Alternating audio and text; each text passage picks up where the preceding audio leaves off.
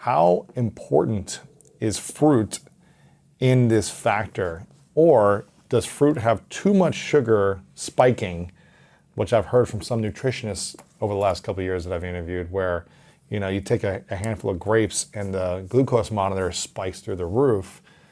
Is that really healthy for metabolism and living longer? Or how do we manage our fruit intake so that it's not too much? All right. So there's a kind of a myth out there that the sweet fruits, the sugar in fruits, actually are just as bad as sugar in candy. All right. And that's not necessarily the case. First, candy is just sugar and other stuff. Fruits are nutrient dense, which means that not only does it have sugar, but it's got all these other polyphenols and dietary fiber and other aspects, small molecules and other things, other natural chemicals that are actually good for our body. Most of those, net, actually benefit us, okay? For the average person who eats reasonable amounts of fruit, even a sweet fruit like a mango, which is one of the sweetest fruits that I know of, totally fine. When you eat it, it'll taste really sweet, or pomegranates, for example. Your blood sugar will spike, but I want to come back to that in a second. But you're also getting all these other polyphenols that actually will work on different parts of your body, including your metabolism, to benefit you. Interesting. And so, and by the way, our body needs sugar. Our brain consumes sugar like crazy, even outside of the diet, outside of candy. And so we actually need actual sugar. If we don't have it, our body will make it. All right. So this is the whole thing. In the wellness space and health and wellness space, there's sort of two categories that people veer towards. They tend to make something a hero or a demon. All right. And I think that's really, the God is in the details. We need to know these details. And that actually allows us to be more reasonable. Yeah. And so for me, eating fruit is perfectly reasonable if you don't have diabetes and, okay, spiking sugar spikes. All right. If you're an average normal person, no problem. Your body is fully capable. Spiking sugar is kind of like character assassination of the food. It actually doesn't matter. Your body is supposed to have a sugar spike and then it'll actually take it down. It's just drawing energy into your cells. What I tell people is like, a spiking sugar is basically like what happens in your car when you're filling it with gas. Gas tank's going to go up. All right, but then you're going to burn it down, and your body actually stores it. So I wouldn't get wigged out about people that are monitoring like moment to moment their sugar spikes.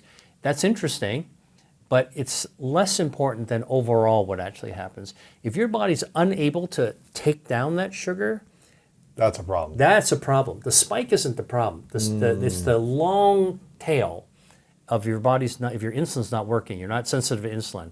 Or if your metabolism's not working, you can't take that energy in. Now you got a problem. Yeah. How do we maximize our metabolism to take in the sugar spikes of life? That's a good question. The way to actually do it, honestly, is not only what we eat, which matters a lot, but how we eat and when we eat.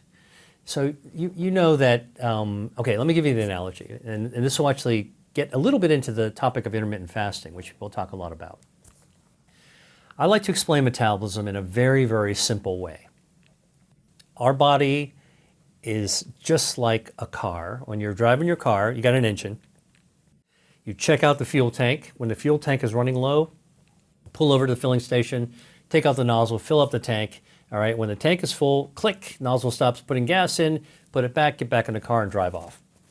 And your gas tank is full. Our body's the same way. Our body's an engine, it runs, okay? And when we're low on fuel, all right, and fuel for us comes from our food, what we got to do is pull over to the dinner table or to the restaurant or to the refrigerator in order to load up on fuel. Now, our fuel comes from food, and we call it calories. But I tell people, don't get fixated on the word calories. You don't need to count every calorie you actually have, all right?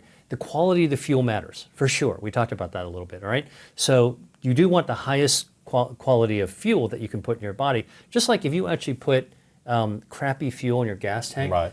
Your car's going to run, but eventually, over 10 years, 5 years, 10 years, you're going to be screwing that engine. All right, your car's not going to run as well as if you took care of it. That's kind of like the analogy for our body. All right, so how do you actually maximize your metabolism? Our metabolism is how our body takes the fuel, the food, energy from food, moves it in our cells, and then allows our engine to power it up to do whatever it is we're doing. Blinking, speaking, jogging, running, lifting, whatever it is you're doing. All right, that's what our metabolism actually is. Now, we put food in your mouth, that's fuel. Your body senses the fuel, it produces the hormone insulin.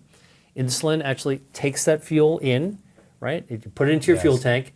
Your fuel tank, your body's going to run on it, but then any extra goes into your little fat cells, your fuel tank, your gas tank. No big deal. And the little gas tank gets a little bit bigger because it's filled with fuel, all right? And then when you stop eating and the fuel gets loaded up, the insulin levels will go down, all right? And then you're off. You're driving away from the filling station. That's simple. Yes. All right. Now, our body is rigged so that when we are putting fuel into our system, eating, all right, it's like putting gas into our tank of our car. You can't burn the fuel. It doesn't want to burn the fuel. When you eat, it doesn't want to burn it. Right. Because it makes sense. You want to actually load up, not deplete. You're storing up. Right. All right. And that's like your car in the filling station. You turn off your engine when you're filling up your tank. All right. Rest. Rest. Yeah. And then when you're filled up, then you can drive off again. Now, So we shouldn't be moving while we're fueling. Shouldn't be. Shouldn't be. You can, but you shouldn't be. It's an override, right? Like, so we can override that stuff, but you shouldn't be. So you're asking about how to optimize Yes. it. How do you take advantage of what your body's hardwired to do? Yeah. Now, think about it. When you're at the gas station and you're filling gas in your tank, when the tank is full, there's a click, no more fuel comes out. Imagine what would happen if there was no click. The tank would fill up, it would come out of the tank, overflow, down the side of the car, around the wheels, pool around your feet, and you are standing in a dangerous, flammable mess, right? Yes. Now, when we eat food, we don't have a clicker to stop us from putting food in our mouth, okay? We should. We should, but we don't, all right? And so what happens is when we actually overeat, okay, eat too much. So this is the how. Eat too much, what winds up happening is we're putting a ton of fuel into our system. Now there's no leaking of the food out. Won't pool down around our feet. Our body quickly stuffs it, right? So it has all the energy it needs. It stuffs some excess into the existing fat cells. The existing fat cells get bigger, bigger, bigger, bigger. All right. Oops, now you fill them up. They're like tight water balloons about as big as they'll get. Wow. Now the body still got fuel to store. What does it do? It makes more fat cells. And now it fills those up, and then makes more, fills those up. Now you can see why when you overeat, you have too much fuel, why you gain weight and you develop too much body fat. Now, what happens is that fat grows bigger and bigger and bigger over time. It goes from a little bit to a bigger mass. It needs a blood supply. Okay, so it actually reaches out to try to grab more blood vessels to feed it. But if you're overeating and the fat is expanding so fast because you're just storing fuel, and it's not able to get blood vessels fast enough or blood supply fast enough, guess what? The middle of it starts to die. It's called hypoxia. And that middle of the fat behaves like a tumor. It starts to die, and when it dies, it becomes inflammatory. This is why when you have too much body fat, it becomes an dangerous inflammatory situation, just like if you were standing in that filling station with the gas overloading, spilling out over on your feet. And what happens when the body stores too much body fat and we have that much inflammation in the body fat? Yeah. Well, first is it derails your metabolism. All the natural hormones. We should talk about what fat normally does, because that's another big myth that has been, that science has actually started to help us rethink what body fat actually is. But basically, our body fat normally protects us. It's a cushion. It's a space heater. It will burn extra energy. But it also is an organ in the body. I don't know, people don't realize that. Fat is an organ. Fat is an organ. Yeah. Like your pancreas, like your liver, like your kidneys, your fat is now really, truly an organ. It's an endocrine organ, which means that it secretes hormones. All right? The 3 hormones, it secretes 13 hormones that we know of, but the 3 that are most important, one is leptin, which basically is a volume switch to your brain for your appetite. When your fat makes leptin, it tells you, you know what, slow down there. Hey, buddy, you're not that hungry. All right, so it turns it down. So the volume goes down. So you need that. I got more of that. I need more of that to turn it down for me. Now, the other hormone it makes is called adiponectin. Now, many people won't have heard of, some people might have heard leptin. They may not know adiponectin. Adiponectin is the hormone that if I were to take a vial of blood from you and measure it in a lab, is 1,000 times higher in level than any other hormone in your body, 24/7. Wow. And the reason is adiponectin allows insulin to pull energy into your cells. So you need that. And your fat, healthy fat, makes adiponectin. All right, very, very important. Before the interview continues, if you feel like you're not living your most authentic life, not leaning into your purpose, and not living the life that your future self would be extremely proud of, I've written a new book called The Greatness Mindset, and I think you're gonna love this. Through powerful stories, science-backed strategies, and step-by-step guidance, The Greatness Mindset will help you overcome all the different challenges in your life to design the life of your dreams and then turn it into your reality. Make sure to click the link below in the description to get your copy today. Okay, let's get back to this video. And then the third hormone that is of utmost importance is called resistin. And resistin basically is the brake to the adiponectin, what's gas pedal. Gas pedal, adiponectin, lots of energy. Brake, resistin, slow down there, buddy. All right. And so these three, leptin, adiponectin, resistin, they're made by normal healthy fat. So what happens when fat overgrows and it becomes inflammatory? All of those hormones go haywire. They're not behaving the way they should be behaving. You're not pulling in energy. All right? You're not actually absorbing energy. Your hunger mechanisms are not working right. You're overeating. All right? And then you can't stop your ability to sort of trigger your metabolism when it needs to start and stop. That gas brake thing completely messed up. On top of that, you've got inflammation that spills out from your fat. All right, and when it spills out from your fat, that's kind of like the gasoline leaking out around your shoes at the gas station. In the gas station, it's flammable. In your body, it's inflammatory. It screws up your immune system. It sets you up for diabetes, sets you up for cancer, sets your blood vessels up to narrow, so you are set up for stroke and heart attack. Wow. It's all bad. Excess fat is all bad. Excess body fat. But don't forget, one of the things that I started saying is that some fat is absolutely critical. In fact, we need normal fat. Fat is good until it's bad. Right. So we don't want to fear it, we want to tame it. If someone's if someone's listening or watching this right now, and they're thinking to themselves, man, I've just struggled my whole life with my body weight. And life happened and, kids or divorce or just career changes and just life just happened and it got away from me. And they're 50, 70, 80 pounds overweight. They've gained that excess body fat that they know they don't want to have. But they don't want to beat themselves up because that doesn't help them either. They've beaten themselves up for too long. And that almost makes them want to eat more bad foods because they don't feel good about themselves.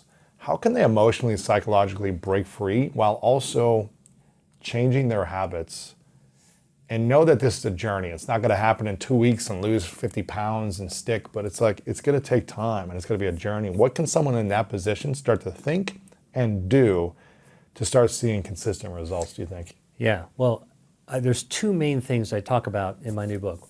One is actually time your food. Figure out what time you eat and don't eat. And secondly is choose foods that actually can help your body fight fat. That's a little bit of a surprise that you can eat foods to lose weight, to fight extra body fat. But it turns out, science tells us that's actually true. Wow. And it's studied in people as well. Let's talk first about the timing of food. All right. Remember I told you, when your insulin is level is high, because when you're eating, you can't burn fat. So when your insulin level is low, when you're not eating, your body switches into fat burning mode. When does that actually naturally happen? When you're sleeping. Most people, when they're sleeping, are not eating. Right. Right?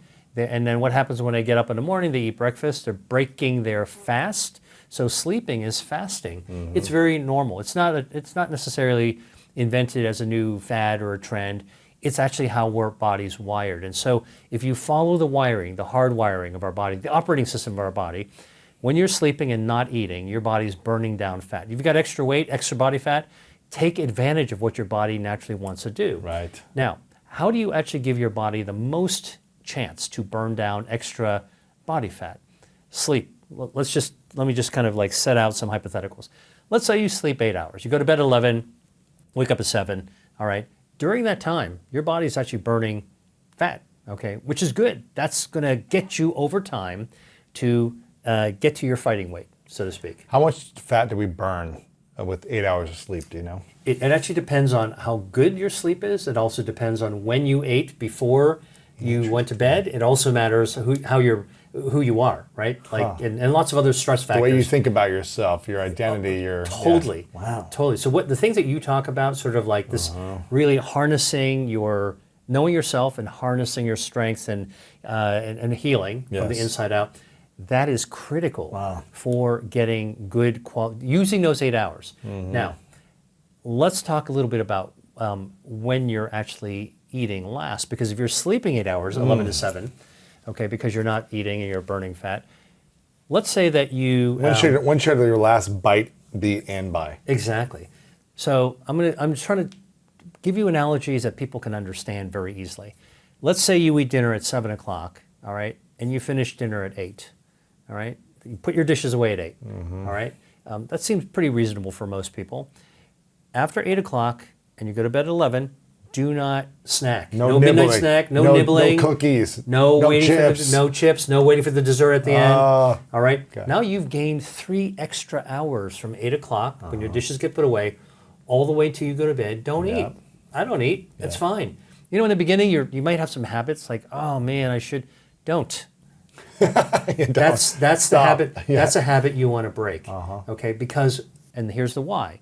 Because if you don't eat, your insulin levels will go down quickly.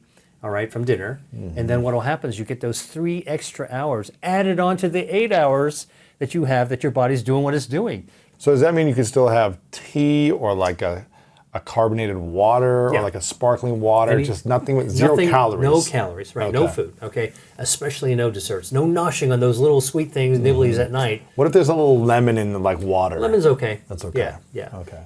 No sugar. Gotcha. No, and like, so then what happens? Now you've actually built yourself 8 hours of sleep, 3 hours of extra time.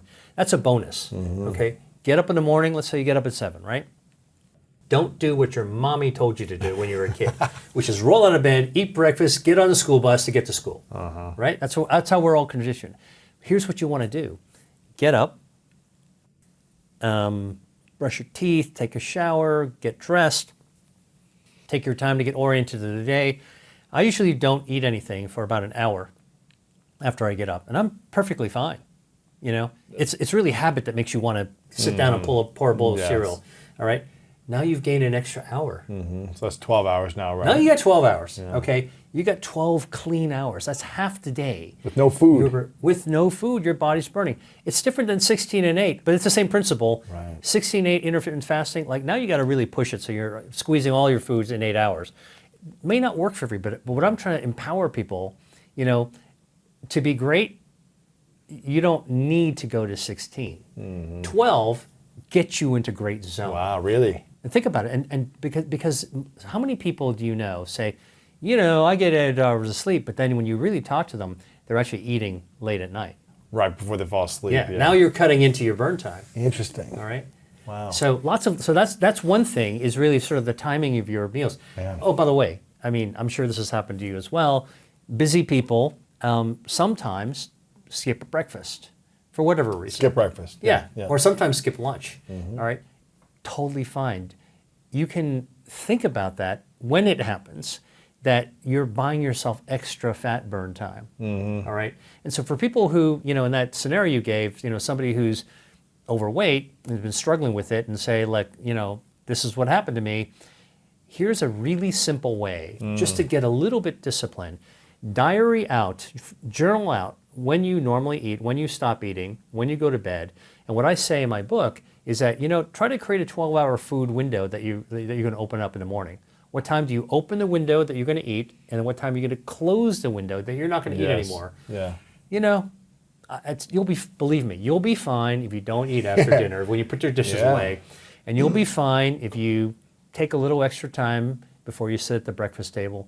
Guarantee you, Yeah. you're going to be just fine, and you're going to be healthier for it. What I tell people is that health does not happen in the doctor's office. Health care does not happen in a doctor's office. That's sick care. Right. Health care actually happens when you're between the doctor's visits. That's what we got to do for ourselves. And finally, the science is beginning to deliver on the whys. That's what's important.